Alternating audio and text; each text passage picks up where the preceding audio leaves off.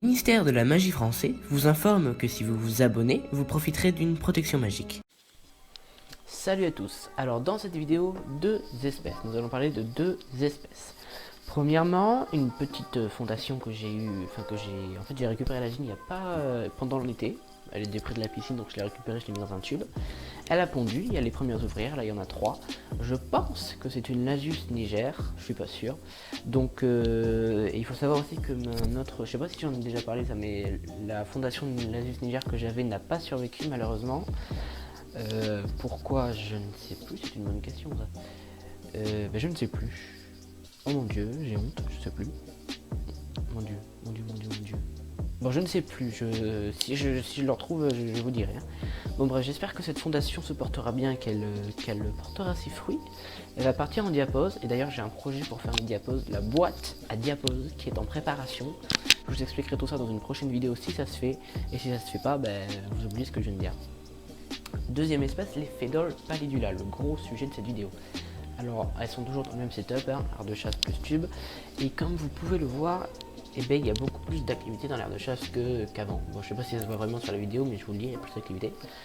Et comme vous pouvez le voir dans le tube, il y a énormément plus d'ouvrières que sur la première vidéo où il y a les Phédoles pallidula. J'ai revu les images il n'y a pas si longtemps et je peux vous assurer que la différence est impressionnante.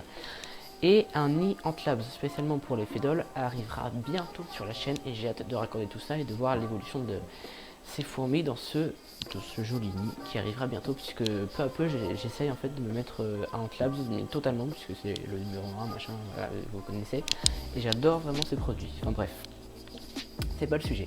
Comme vous pouvez le voir, il y a beaucoup de couvains, beaucoup d'ouvrières aussi. La gine on la voit pas beaucoup, mais elle est là, je vous assure. Et il va y avoir, en fait ça va exploser de plus en plus.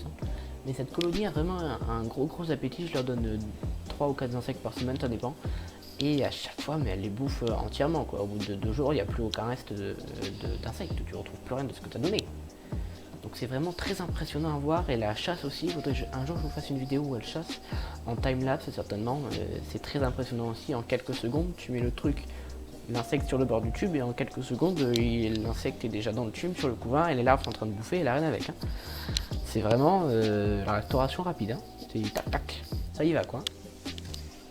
Bon, vraiment, je vous dis, c'est impressionnant. Si vous avez l'occasion, si vous voulez aller voir la dernière vidéo sur les Phédoles, je vous le conseille vraiment, puisque la différence est vraiment impressionnante, et ça fait, je sais pas, peut-être un mois grand maximum que j'ai fait cette vidéo, quoi. Donc c'est vraiment, au début j'avais un peu des doutes sur la durée de cette espèce dans mon élevage, mais franchement, je peux vous dire qu'elle va rester. Elle va rester longtemps.